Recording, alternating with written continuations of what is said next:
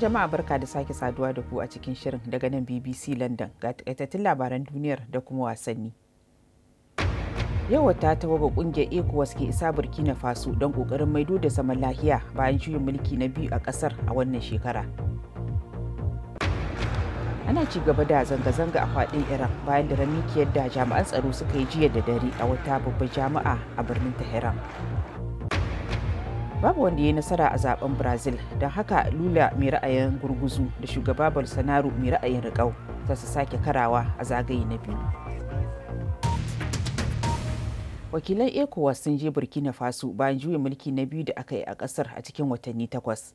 Kyaftin Ibrahim Traore mai shekara 34 shine ya kawar da Laftana Kanar Paul Henri Damiba. Ga Ibrahim Mijinyawa da ƙarin bayani. Juyin mulki cikin wani juyin mulki a cikin watanni 8 a ƙasar Burkina Faso. An hamɓarar da shi ma jami'in sojin da ya kifar da waccan gwamnatin a watan Janairun da ya gabata, wato Paul Henri Damiba. Lamarin da ya sake jefa ƙasar cikin wani halin rashin tabbas. Wannan shine sabon shugaban gwamnati, Kaftin Ibrahim Traore. Ya zargi sojojin da ke mulki da aikata irin abin da ya sa su ma suka kwace mulkin. Wato gazawa wajen magance rikicin kasar da ya ta'azzara. Macin ɗin da ya a cikin babban birnin kasar Wagadugu ya zo ne bayan murabus ɗin Kanal Damiba a ranar Lahadi, abin da ya kawo ƙarshen zaman zulumin da aka shiga a ƙarshen mako, wanda aka sami kikikaka tsakanin ɓangarorin da ke biyayya ga Kanal Damiba da kuma mutumin da a yanzu ya maye gurbinsa, wato Traore. Da fari dai Damiban ya yi watsi da juyin mulkin sojin, yana zargin wani ɓangare a cikin rundunar sojojin ƙasar, sannan ya buƙace su da su shiga taitayinsu.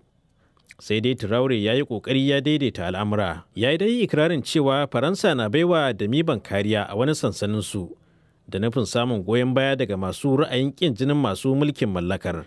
Daga baya kuma sai ya sauya maganarsa. Amma tuni kalaman nasa suka sa mutane fantsama kan tituna. Ɗaruruwan mutane ne suka hari ofishin jakadancin Faransar a babban birnin ƙasar, ɗauke da duwatsu da kuma bama-baman da ke tayar da wuta. Wani abu da mai yiwa ya taimaka masa kwace mulkin shine nuna cewa shi baya tare da Faransawa, amma kalubalen da yake fuskanta na da ɗimbin yawa. Mutum sama da 3,000 aka kashe a faɗan da ake a ƙasar a wannan shekarar kaɗai. Haka kuma mutum kusan miliyan 2 ne suka tsere daga gidajensu. Gwamnatin ƙasar dai ba ta da iko da kusan rabin ƙasar. Ga Traore da magoya bayansa waɗanda ke ɗauke da tutocin Rasha, Rashar ka iya warwarewa Burkina Faso matsalolin tsaronta. Wannan cewa yake muna son haɗin kai wanda babu ɓoye-ɓoye a cikinsa da Rasha, shi yasa muke riƙe da tuta 3, ta Rasha da ta Mali da kuma tutar Burkina. Ga alamu ƙasar Burkina Faso na ƙara bin sabon makociyar ta Mali. An jibge sojojin hayar Rasha na Wagner a ƙasar Malin tun bayan juyin mulki biyu da aka yi a ƙasar a jere. Amma tsaro ya ƙara lalacewa, sannan an zarge su da kisan fararen hula da dama. Kaftin ɗin mai shekaru 34 ya samu saƙonni masu daɗi daga Wagner. Amma tun da har yanzu ba a san me zai faru ba a cikin ƙasar da rikici ya dabaibaye ta, fararen hula ne dai har wa yau za su ci gaba da ɗanɗana kudarsu. To a Iran kuma yau kwana 17 kenan da ake ta zanga-zanga. Rahotanni sun ce a jami'o'i daban-daban a ƙasar ɗalibai sun shiga zanga-zangar nuna ƙyamar gwamnati. Ɗaliban a ko'ina a Iran sun kisa shiga azuzuwansu, suna kukawa da daren mikiyar da jami'an tsaro suka yi a daren jiya a jami'ar Sharif da ke Tehran, inda suka kama ɗalibai masu yawa.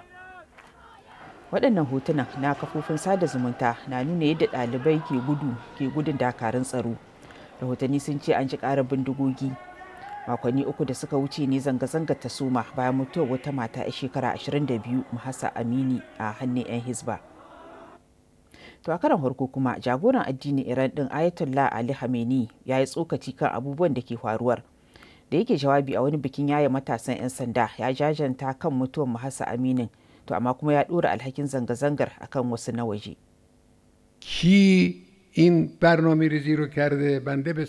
Ina faɗi ƙarar cewa Amurka da gwamnatin mamaya ta bogi ta Yahudu da kuma 'yan koransu da suke biya tare da taimakon wasu Iraniyawa maciya amana da ke waje su ne suka kitsa wannan zanga-zangar da rashin tsaro.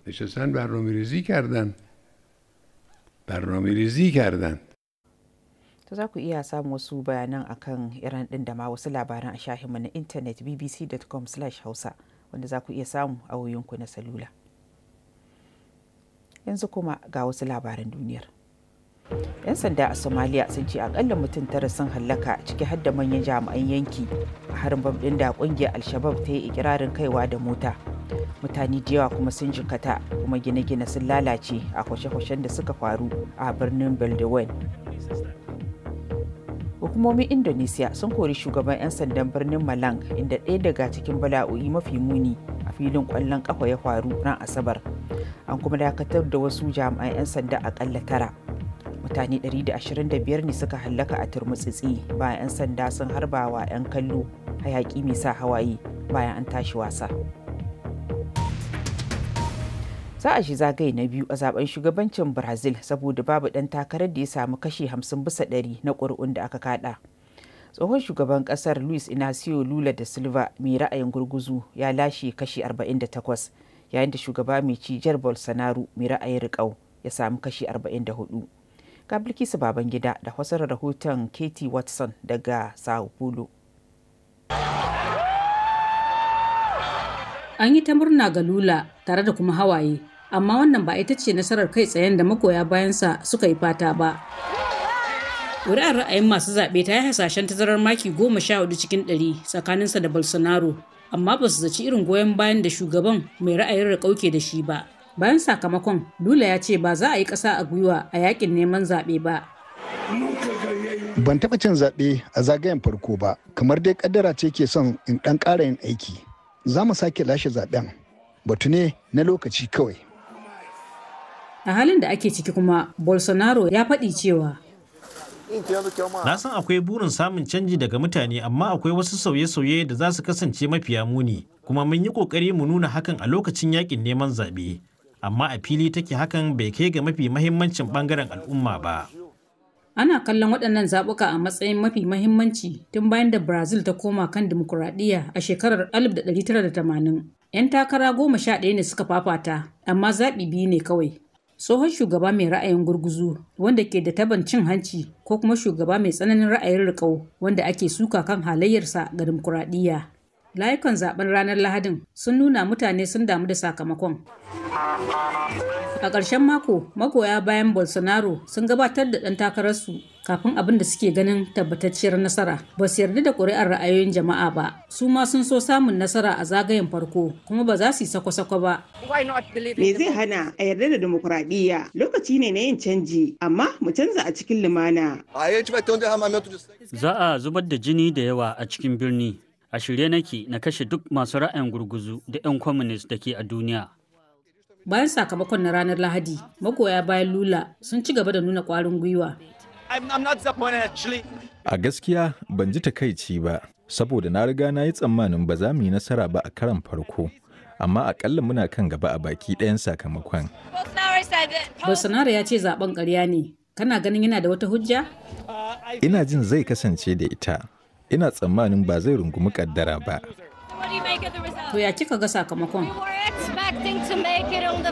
Mun zaci cewa za mu yi nasara tun tashin farko, to amma mun yi matuƙar farin ciki da cewa muna kan gaba, kuma muna matuƙar farin ciki sosai. Kuma Lula zai lashe karo na biyu, ba za mu ƙara amincewa da Bolsonaro ba. Ni 'yan ƙungiyar masu neman jinsi guda ta LGBT ce, kuma muna son haƙoƙinmu, muna son a dama da mutanenmu a wannan ƙasa. Akwai wani yanayi na jin daɗi fiye da wani gangamin nasara. Fafatawa a zaben shugaban ƙasa bata yi komai da ƙarewa ba. Nan da 'yan makonni masu zuwa za a ga gagarumin yakin neman zaɓe, kuma zai ƙara zama na sukar juna. Yanzu haka dai abokan gabar siyasa biyu za su fafata don jagorantar ƙasa mafi girma a Latin Amurka. Akwai damuwar cewa wannan takarar na iya haddasa tashin hankali. Za ku sami dukan waɗannan labarai idan kuna so a shahinmu na intanet wato bbc.com/hausa. A bayan sashe tun sake sai an ji ku daga nan London.